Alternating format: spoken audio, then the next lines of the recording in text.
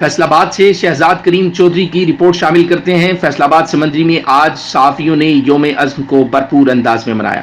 Press club میں senior صحافی اسماعیل خان بٹی کی صدارت میں تقریب کا اہتمام کیا گیا۔ سینئر صحافی اور سول رائٹس ایسوسی ایشن کے سرپرست ملک ندیم رضا اور دیگر صحافیوں نے تقریب سے اظہار خیال کرتے ہوئے کہا کہ صحافیوں نے 13 مئی 1978 میں ضیاء الحق کے فوجی مارشل لاء میں پریس کو پابند سلاسل کیا، اخبارات بند کیے، بے شمار صحافی بے روزگار ہوئے۔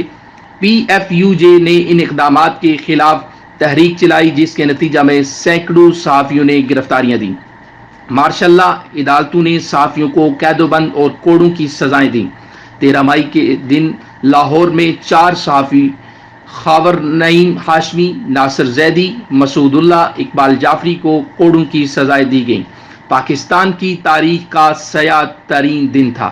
انہوں نے کہا کہ ہم عہد کرتے ہیں کہ پریس کی آزادی کی جو شمع ہمارے سینئرز نے روشن کی تھی اس کو اور زیادہ بلند کریں۔ آج بھی پریس کی آزادی کی جدوجہد جاری ہے اور اس وقت تک جاری رہے گی جب تک پریس آزاد نہیں ہو جاتا۔ تقریب میں سمندری کے صحافیوں نے بھرپور شرکت کی اور اپنے خیالات کا اظہار کیا۔